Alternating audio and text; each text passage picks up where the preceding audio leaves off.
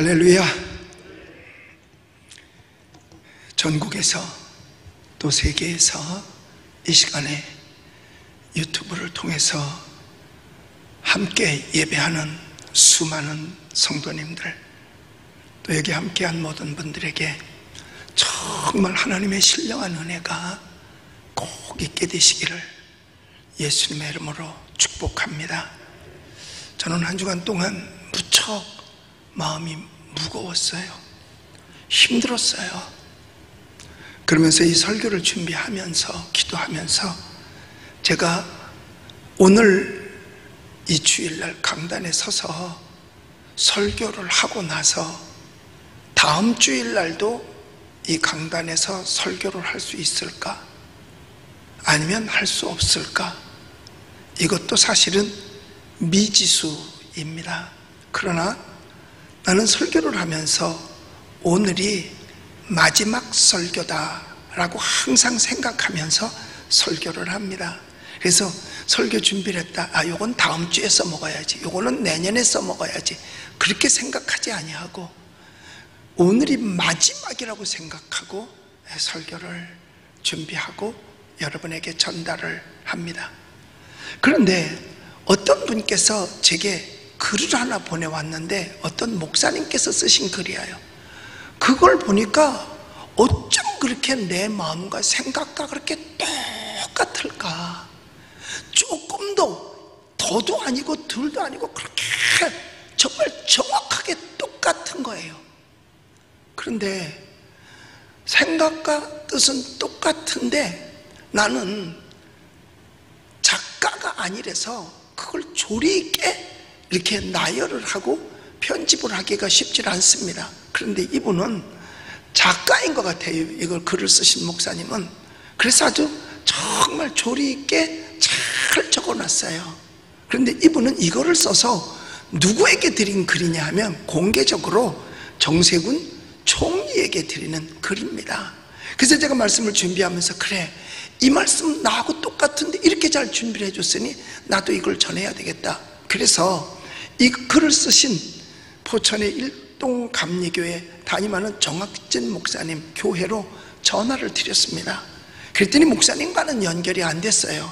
그래 거기 담당하시는 분이 계셔서 제가 이 글을 봤습니다. 어차피 이 글을 내놓을 때는 공개하려고 내놓은 거니까 사용해도 되겠습니까? 목사님한테 좀 물어봐 주십시오. 그랬더니 연결이 안 됐나 봐요. 목사님 사용하면 어떻겠어요? 괜찮습니다. 그래서 제가 오늘 그 글을 여러분에게 소개해 드리면서 그 글의 내용은 제 마음과 똑같기 때문에 제 설교라고 들으면 되겠습니다.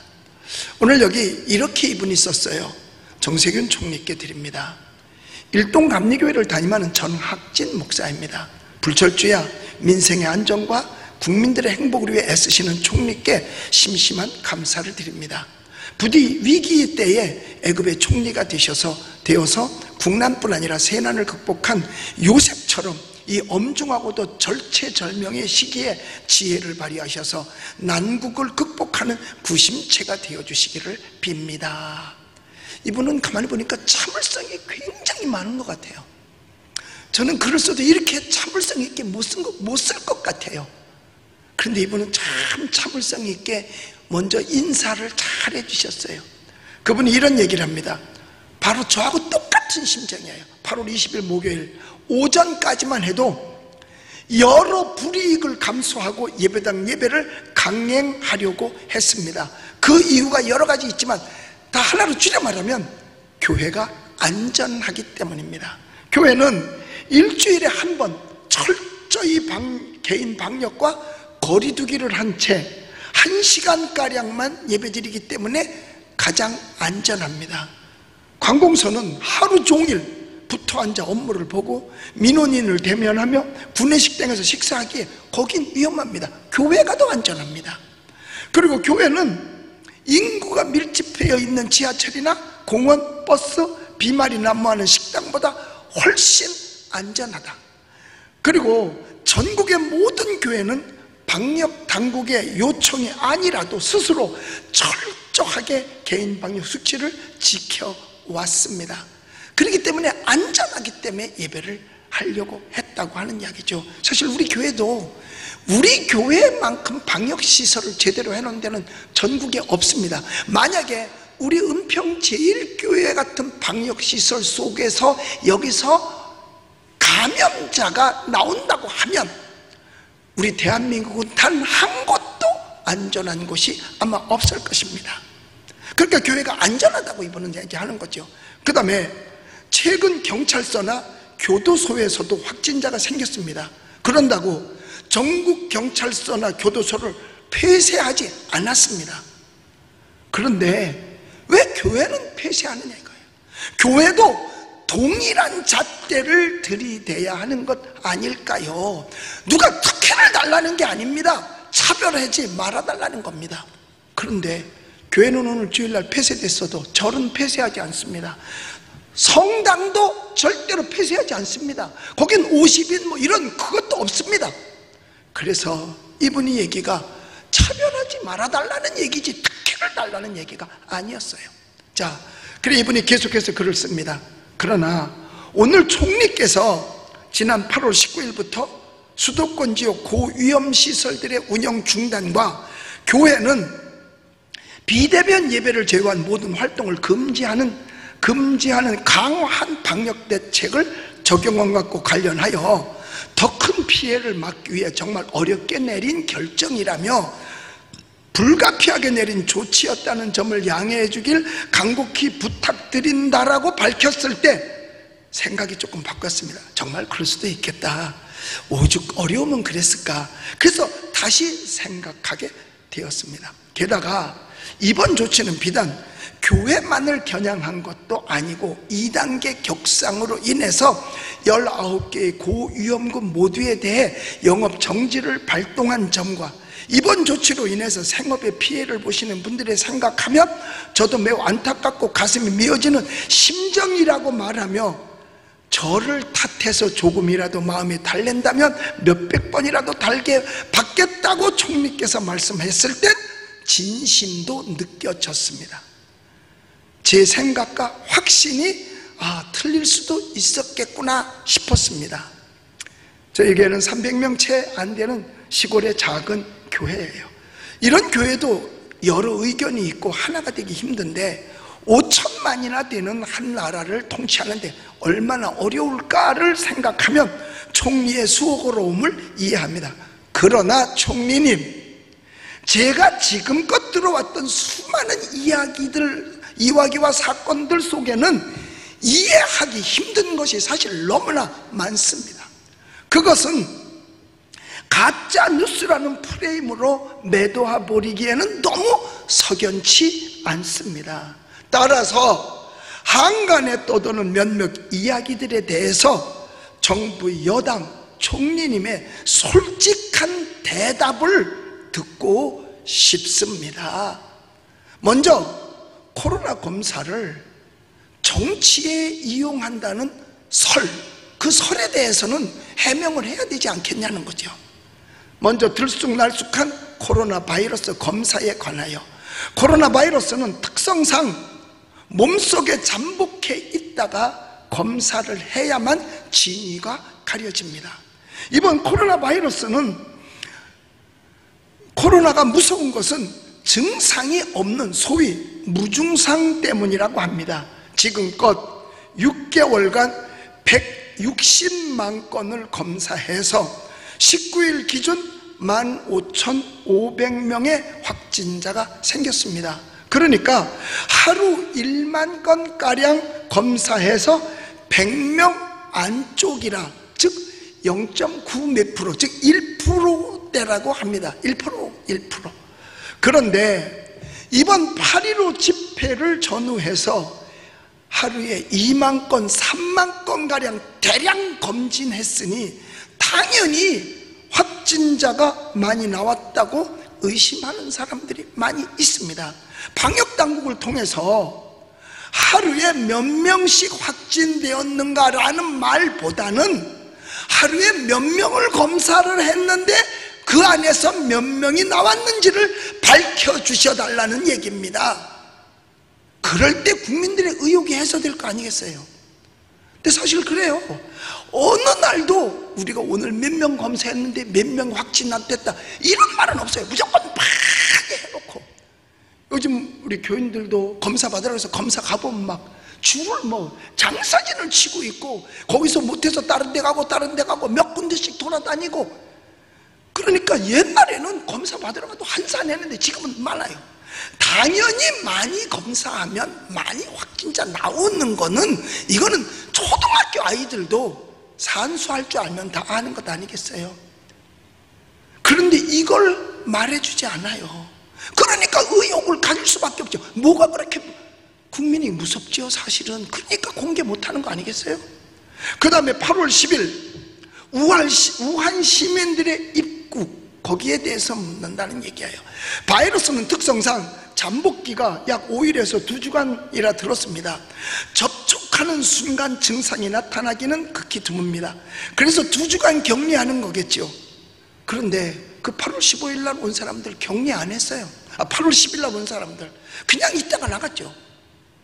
그러면 8월 15일 집회에 갔던 사람들이 그날 확진자가 쏟아져 나온 건 어떻게 설명할 수 있을까요? 차라리 5일 잠복기로 본다면 8월 10일 중국 우한 시민에게 공항문을 열어준 것에 의문을 제기하는 이들이 많습니다. 특별한 이유가 거기에 있었던가요? 그들을 받아주어야만 하는 특별한 이유가 있었느냐? 그걸 묻는 겁니다. 왜 그들은 보름 동안을 격리 안 시켰죠?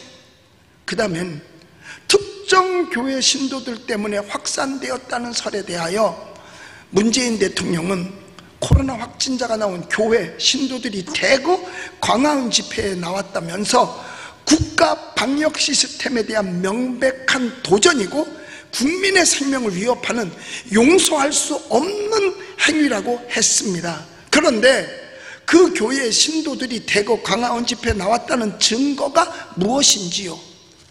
들리는 말로는 그 교회에서 확진자가 나오자 먼저 그 교회는 교회 출입을 다 차단하고 어떤 집회도 나가지 말 것을 알리는 문자를 다 교인들에게 공개했답니다. 혹 그 문자를 총리께서도 보셨는지요? 그리고 설사 자신이 증상이 안 나타나니까 감염자라는 사실을 모른 채 집회에 나간 사람도 있겠죠. 그런 사람들이 있다면 그들 모두 국가 방역 시스템에 대한 명백한 도전을 한 사람들입니까? 그들이 국민의 생명을 위협하는 용서할 수 없는 행위를 한 사람인가요? 그렇다면 대통령께서 말씀하시는 국민은 누구고 그 집회에 참여한 국민은 누구인지요? 혹시나는 인류를 사랑한다던 레닌이 볼셰비키 혁명을 일으켜서 정권을 잡을 때 그 잡는 과정에서 처형한 수많은 인류는 무엇인가요? 그가 말한 인류는 지구인이 아닌 화성인이던가요? 자신이 기르던 앵무새가 죽자 3일을 슬퍼하던 히틀러가 2차 대전을 일으켜 수천만 명을 죽인 그 이율배반과 무엇이 다른지 설명해 주시기 바랍니다. 코로나의 재확산은 교회 탓이 아니라 정부 방역 실패 때문이 아닐까요? 그것을 TV조선에서 그와 같은 내용을 그 공신력 있는 언론사가 발표를 한 내용이 있는데 그걸 한번 보여드리도록 하겠습니다. 방송실 보여주세요. 재앙에 대응하는 인간의 모습을 그린 소설 패스트에서 작가 알베르 카뮈는 감염병을 이렇게 정의합니다. 저마다의 이기심을 발동시킴으로써 인간의 마음속에 불공평 감정을 심화한 것. 감염병을 향한 심리 반응도 이 이기심에서 출발합니다. 처음에는 감염될까 불안하고 그 다음은 감염자를 혐오하고 마지막에는 감염 책임을 묻는 희생양 찾기에 다다른다죠. 코로나19 2차 대유행 위기 앞에 우리는 세 번째 단계에 접어든 듯합니다. 이번 감염 폭발은 사랑제일교회 등 일부 극우단체에서 시작되어 8.15 광화문 집회를 통해 전국적으로 확산된 것입니다. 최근 9일간 2,200여 명 확진자 가운데 사랑제일교회와 집회 관련 확진자는 절반이 안 됩니다. 카페 등을 통한 산발적인 감염이 절반에 넘는데도 대통령은 방역 긴급회의에서 이 교회와 집회 명단 확보 여부부터 여기 분명히 이것만 보더라도 국민은 깨달을 수 있잖아요.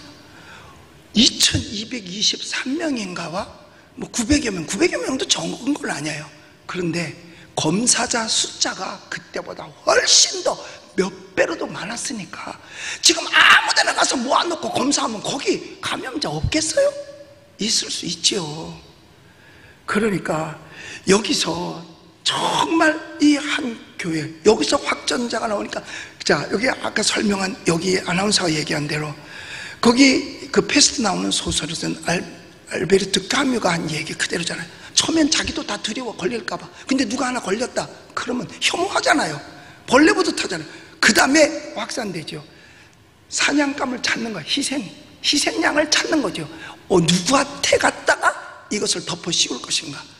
그것이 지금 오늘날 교회에 다 뒤집어 쓰고 있어서 교회가 지금 올해 지금 전국적으로 비대면 예배는 비대면이 없는 겁니다. 성경에도 얼굴과 얼굴을 대하여 볼 것이야라고 말씀하고 있거든요. 그러므로 우리는 이걸 잘 생각할 수 있어야 되는 겁니다. 책임질 사람을 지금 찾고 있는 거예요. 자기는 책임 안 져. 무엇이든지 남한테 탓하고 어느 때 뭐 때 올라가세요. 나중에 올라가면 누구 탓인 줄 아세요? 단군 탓이에요. 더 올라가면 아담과 하와 탓이겠죠. 그 다음에 코로나 재확산은 교회 탓이 아니라는 사실은 분명히 알아야 되는 것입니다.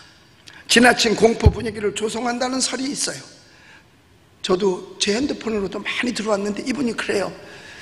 제 핸드폰으로 수많은 안전 안내 문자가 들어왔습니다.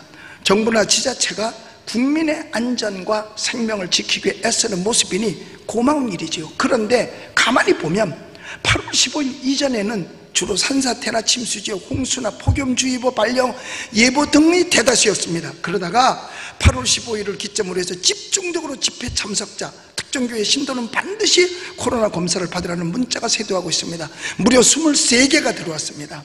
그런데 그 니끄임은 권유나 청원이 아니라 명령이고 받지 않으면 벌금을 때린다는 협박도 적지 않았습니다. 제가 그걸 이분도 당했는데 나도 당했어요. 영거포 3일 이틀 그러니까 이틀 한나절 동안을 저에게 계속해서 전화하고 문자하고 마지막엔 뭐라고까지 했느냐. 왜 일을 복잡하게 만드시렵니까? 거의 확진자 취급을 하고 너무나 스트레스를 받으니까 아침에 무엇을 먹는데 구토가 나서 견딜 수가 없더라고요. 그래서 응급실로 갔어요. 갔더니 그냥 제일 먼저 폐를 찍고 코로나 검사를 했는데 1시까지 기다리십시오. 집에 와서 기다렸더니 음성이 나왔어요. 그리고 났는데 지금 난 음성임에도 불구하고 어저께 문자가 또 왔어. 방역을 방해하거나 방역을 거부하면 1,000만 원에 대한 벌금을 내리겠다고. 아니 내가 검사를 받아서 음성이 나온 걸 다 아는데 다 하고 되었는데도 또 와. 이게 얼마나 국민을 협박하고 있는 겁니까? 그래서 이 사람이 이렇게 표현합니다. 마치 코로나 계엄령에서 진압군의 형태를 보는 것 같습니다. 아무도 대부분의 국민은 집회 참석자들을 염려하기보다는 저처럼 지나친 과잉 반응을 하며 공포 분위기를 조종하는 정부의 강한 의구심과 불만을 가질 게 뻔합니다. 앞서 말씀드렸듯이 검진을 많이 받을수록 많은 확진자가 나오는 것은 이건 명확한 거 아니겠습니까? 그걸 가지고 특정 집회 참가 때문에 확진자가 증가했다고 말하는 건 어딘지 석연치 않습니다. 그러니 정부가 방역 실패의 책임을 특정 집회와 단체에 지금 떠넘기고 있다는 의혹이 일고 있는 것입니다. 이게 그 알베르트 까미가 쓴 패스트 책의 결론이에요. 그때도 유행병이야. 마지막에 찾아. 네로 황제는 로마를 불질러 놓고 그거를 책임질 사람을 찾았잖아요. 그게 기독교였었어요. 여러분, 우리는 좀 깨닫고 뭔가를 좀 생각할 줄 알아야 돼요. 바보 상자 속에 갇혀 있어서는 안 된다는 사실입니다. 그 다음에 이분 이런 글을 썼어요. 편향된 기준이라는 설. 8.15 집회가 광화문에 있던 날 바로 옆 보신강 민노총 집회도 있었다고 들었습니다. 그곳에도 수만 명의 노조원이 모여 시위를 했는데 방역당국은 민노총의 집회는 위험도가 낮아서 검사 대상이 아니라는 입장문을 냈습니다. 세상에 이런 모습이 어디 있습니까? 다 그 인근인데 말이에요.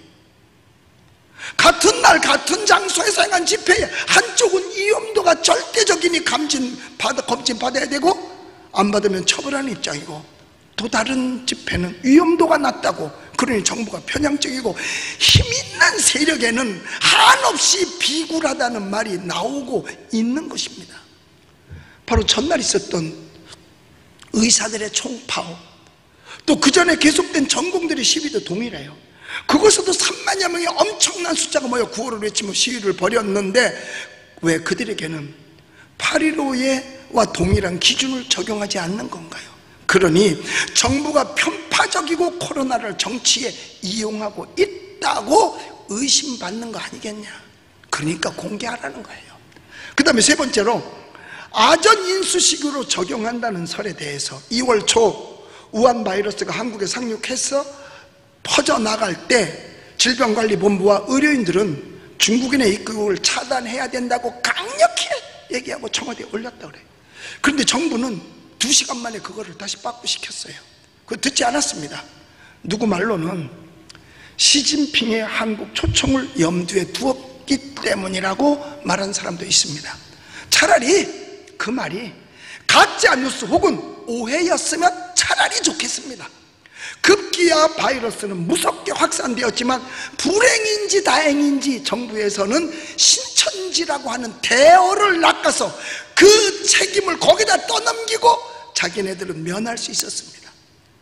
중국을 열어두고 한국의 확산세를 막으려는 노력은 마치 방문을 열어놓고 방 안에 있는 모기를 잡으려는 것과 같은 그런 어처구니 없는 일 같아 보였습니다. 이건 비단 내 생각만은 아니었을 겁니다. 많은 사람들이 이런 생각을 하고 이야기를 하고 있다는 얘기죠. 대구에서 코로나가 확산되던 날 문 대통령은 청와대에서 영화 기생충 감독과 식사하며 코로나는 진정되고 곧 진정되고 있다며 판대소하던 모습이 지워지지 않습니다. 4월 15일 총선 직전인 3월 31일과 4월 3일 각각 오페라의 유령에 출연한 배우 2명이 양성 판정을 받았는데 당시 확진자 중 1명은 증상이 나타난 후에도 무려 2주 동안을 계속했고 그 기간 누적 관람객이 8,600명이었습니다. 공연장은 특성상 밀폐된 공간이고 좌석도 모두 붙어있는 터라 3시간 동안 한 공간에 있는 것, 이건 고위험군 시설이잖아요. 그런데 서울시는 그 배우 2명과만 밀접한 접촉이 있다고 확인된 동료 위주로 181명만 검사했기에 1명만 양성이고 나머지는 모두 음성 판정되었습니다. 그런데 당시 관람객 8,600명의 명단이 확보되었음에도 불구하고 당국은 지금처럼 강력하게 검사를 시행하지 않고 한 번 문자 메시지를 보내서 가급적 외부 접촉을 자제하고 증상이 나타나면 진료소를 방문하라 안내하고 끝났습니다. 고위험 시설에서 배우들이 3시간 동안 비말을 튕기며 공연을 했는데도 말입니다.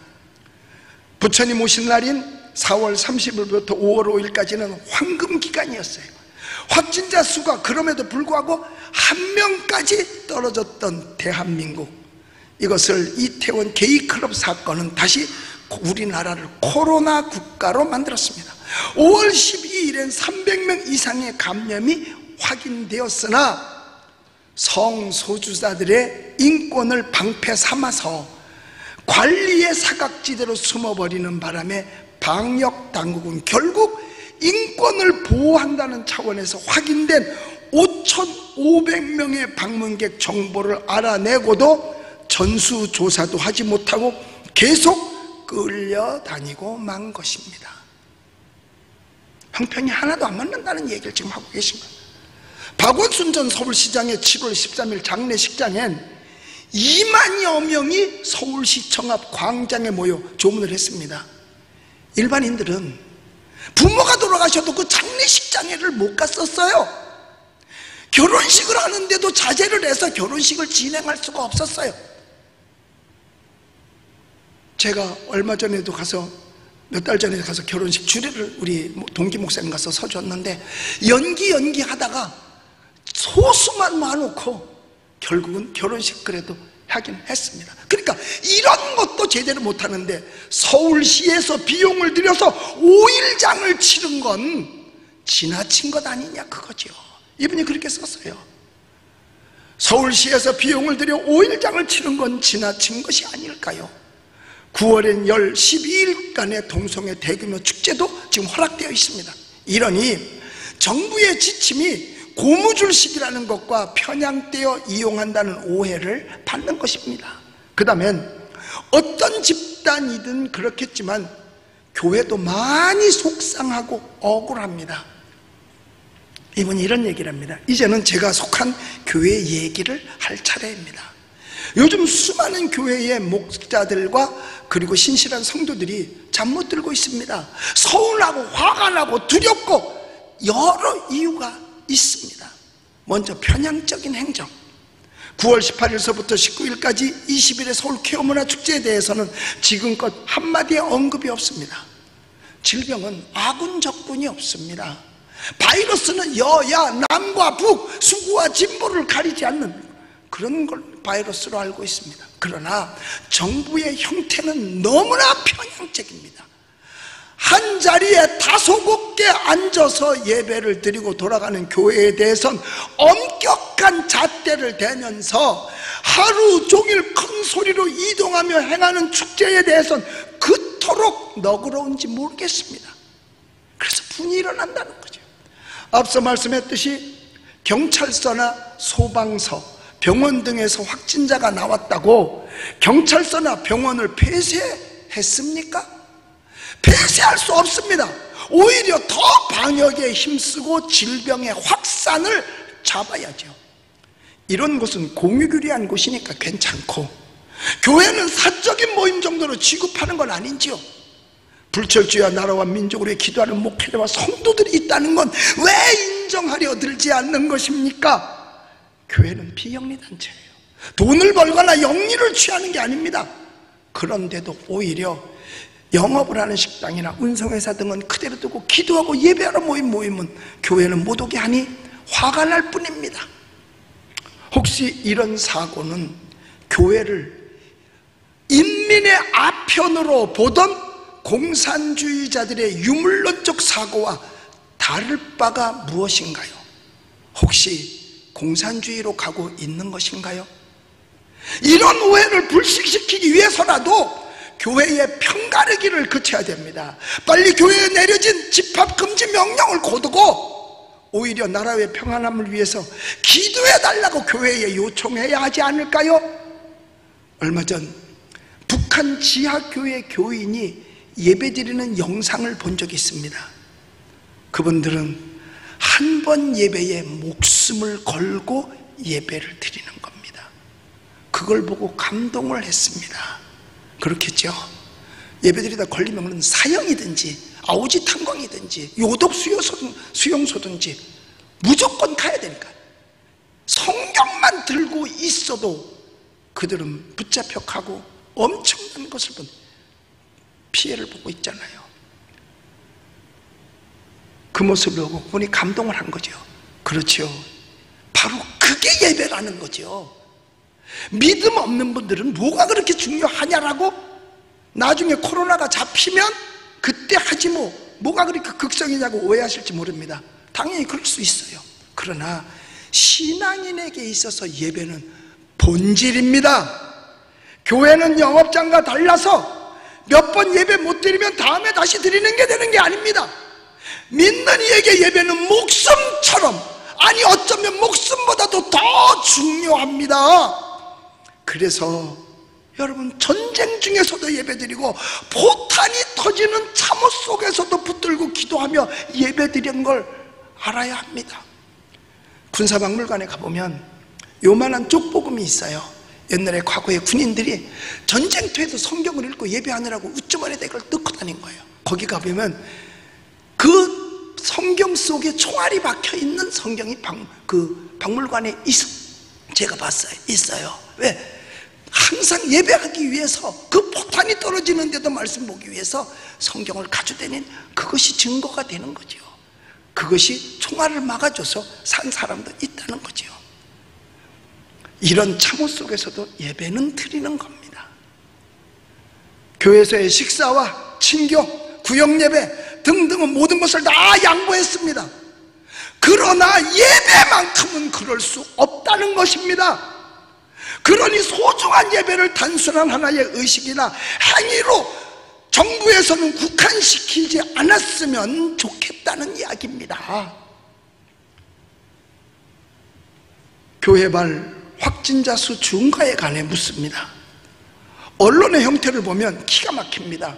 공공교회 몇 명, 공공교회 발 몇 명, 확진자 수 몇 명, 이런 문구를 볼 때마다 분노가 치밀어 오릅니다. 제주도 여행을 다녀온 사람이 거기서 감염되어 왔다가 자기도 모른 채 증상이 없으니까 교회에 왔다가 가면 그게 교회발입니까? 이미 다른 데서 감염된 거 아닙니까? 그걸 어떻게 교회발이라고 말합니까? 확진자가 병원을 방문하거나 경찰서를 다녀오면 그걸 병원발 확진자라고 그럽니까? 경찰서 발 확진자라고 말합니까? 그래서 경찰서 발 확진자 급증이라고 말합니까? 잠시 머물렀다간 교회를 마치 질병의 진원지인 양 몰아세우는 건 당신들이 가장 싫어하는 50 시절의 계엄령 때 하던 그런 양태입니다. 즉시 이런 행동을 총리께서 행정명령으로 멈춰주셔야 됩니다. 행정명령은 이럴 때 사용해야 하는 것입니다. 마지막 드리는 고언입니다. 금요 철야 기도회가 끝나고 집에 가서 영화를 봤습니다. 1987이라는 영화. 새벽 3시군요. 서울대생 박종철 군 고문치사 사건과 연대생 이한열 군의 최루탄 사건으로 이어지는 민주화 과정을 그린 그런 영화인데, 총리께서도 보셨으리라 생각이 듭니다. 영화를 보면 그때 일들이 떠올라 눈시울이 붉어지고 제 가슴이 뜨거워졌습니다. 그때 몸을 던져서 민주화 운동에 투신한 분들 덕분에 이 나라가 현재가 있는 것이 아니겠습니까? 그런데요, 그런데 말입니다.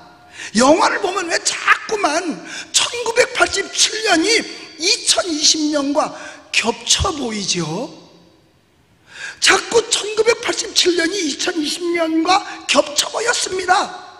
영화의 주인공들이 완장만 바꿔 찾지 옛날 형태와 다르지 않다는 느낌이 들었습니다.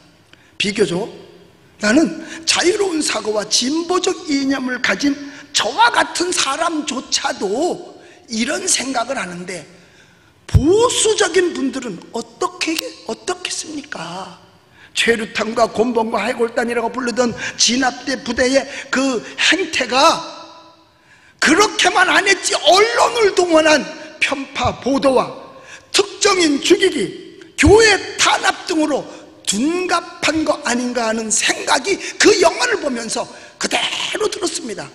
훗날 시간이 흘러서 2020년 역사는 언론을 동원한 희생양 만들기 혹은 책임 전가의 시기였다는 판단을 받지 않으려면 교회나 약한 이들의 목소리를 경청하셔야 합니다. 대통령이나 총리께서도 속상하고 어려운 일이 많으시라 사료됩니다. 정성껏 일했는데 돌아오는 건 오해로 돌아오고, 최선 다했지만 쉽게 비판하는 이들이 섭섭하고 원망스러우시겠지요. 그러나 외롭고 고독한 게 지도자의 길입니다. 문 대통령께서 자주 인용하시는 노태우 대통령의 말 맞다나 노무현 대통령의 말 맞다나 대통령을 욕하는 것은 민주사회의 주권을 가진 시민의 당연한 권리입니다. 대통령을 욕함으로 주권자가 스트레스를 해결할 수 있다면 저는 기쁜 마음으로 욕을 먹어드릴 수 있습니다 라고 말하던 초심으로 돌아오셔야 합니다. 정치인은 계란을 한 번씩 맞아야 국민들의 화가 풀린다는 말씀이 표를 얻기 위한 선동이 아니었고 진심이었기를 간절히 지금도 바라고 있습니다. 지금껏 수많은 대통령들의 비극적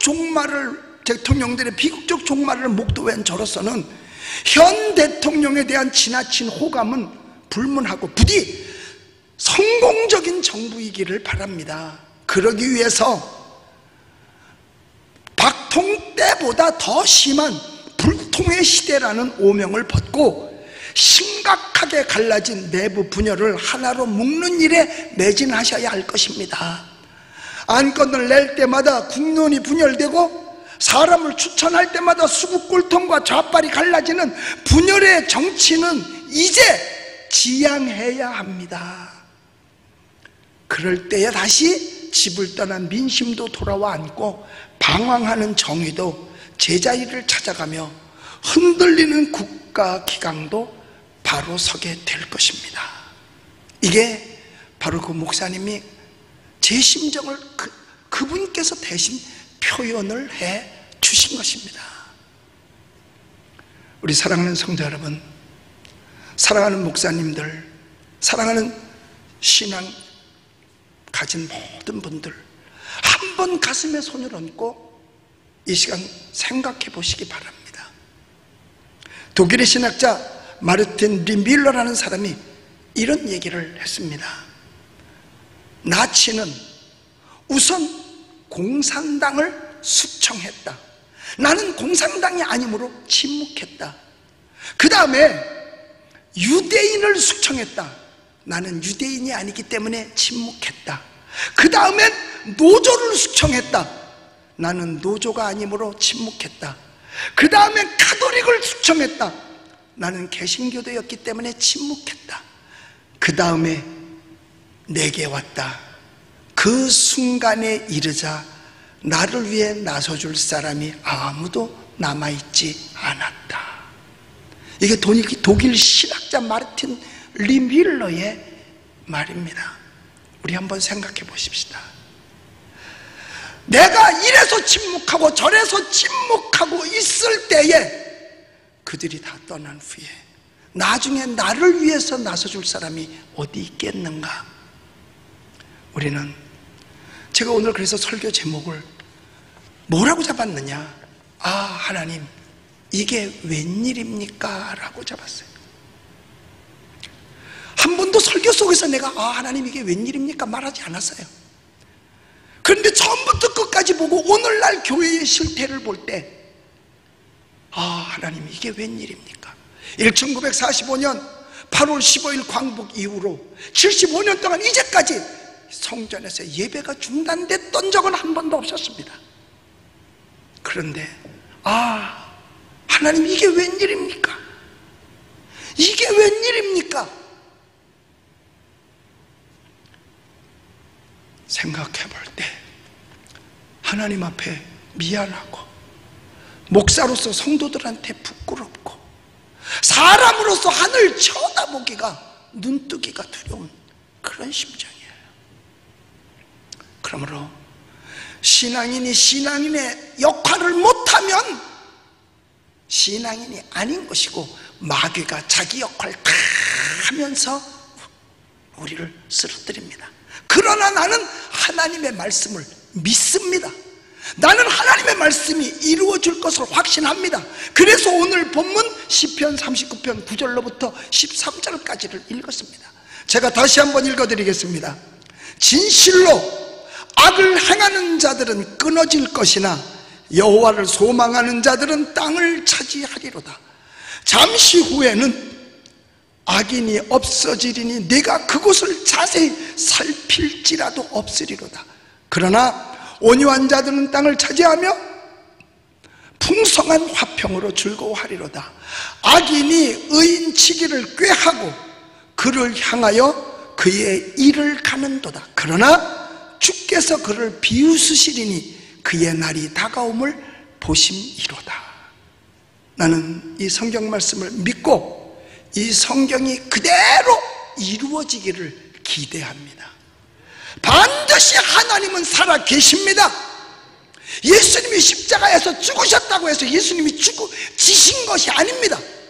3일 뒤에 부활하심으로 말미암아 진정한 승리를 하셨습니다. 우리가 지금 이와 같이 핍박과 어려움을 겪고 있다 하더라도 이것은 진 것이 아닙니다.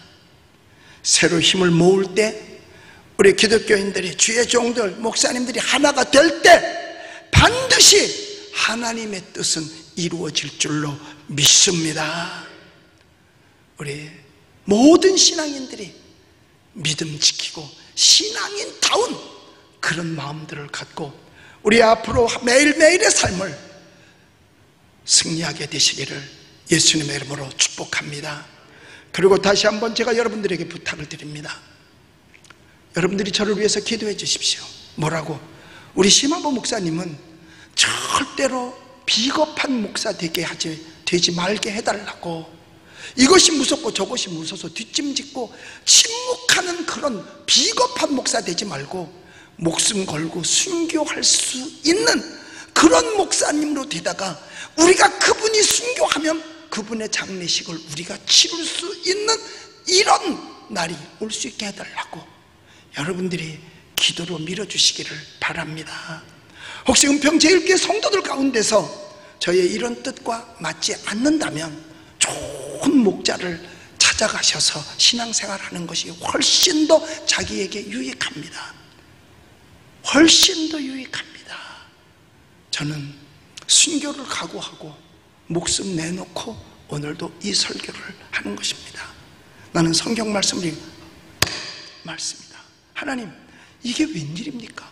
어떻게 이런 일이 우리 대한민국 자유민주주의 국가에서 일어날 수 있습니까? 방역, 위험하다 다 알면 다 알아서 처리하고 알아서 준비하고 알아서 안 걸리려고 다 하지. 어떤 사람이 병들어 죽고 싶은 사람이 어디 있겠어요? 검사하라고 강조하는데 물론 다 가서 하죠. 우리도 다 얘기했으니까. 아니, 안 아픈데 왜 그렇게 가라고 말을 합니까? 국가가 돈이 많아서? 아니죠. 그거 다 공포에 우리에게 공포를 조장하고 밀어넣는 거 아니겠어요? 저는 오늘 하나님 앞에 그렇게 하나님, 이게 웬일이에요? 이런 일이 어떻게 있을 수가 있어요? 하고 기도하면서 이 강단에 서서 말씀을 이제 마칩니다. 오늘 시편 39편 9절로 13절까지 말씀이 이루어지기를 기대하면서 예수님의 이름으로 축복합니다. 기도하겠습니다. 하나님 아버지, 하나님의 사랑과 은혜가, 은총이 우리 대한민국 땅에 빨리 나타나게 하여 주시옵고, 잘못되어 가는 길이 바른 길 갈 수 있도록 주여 도와주시옵소서. 환난과 핍박 중에도 성도가 신앙을 지켰다고 했는데 환난과 핍박 중에 정말 신앙 지키는 자들이 꼭 되게 하여 주시옵소서. 우리가 정말 초대교회 성도들이 되게 하여 주시옵소서. 하나님, 우리와 함께 하심을 믿습니다. 하나님, 부족한 종 40년 동안 하나님께서 지켜주심을 감사하며 여기까지 이르게 하심을 감사합니다. 종이 하나님의 말씀을 제대로 전하지 못해서 성도들을 깨우치지를 못했습니다. 옳고 그름도 제대로 가르쳐주질 못했고 분별력도 제대로 가르쳐주지를 못해서 성도들의 마음이 흩어지고 제대로 말씀을 못 전하고 믿음을 못 줘서 지하철 타는 믿음보다도 더 믿음이 없게 만들어버린 정말 어리석은 종이었습니다. 그러나 하나님 용서해 주시고, 하나님 주님 나라 갈 때까지, 그것이 언제인지 모르지만은 담대하게 가서 순교할 수 있는 마음까지도 하나님이 주시옵소서. 예수님께서 기도하셔서 십자가를 질 마음이 생겼던 것처럼, 바울이 그리스도의 흔적을 가졌던 것처럼 종에게도 허락하여 주시옵소서. 하나님께 모든 것 맡깁니다. 예수님의 이름으로 기도드리옵나이다. 아멘.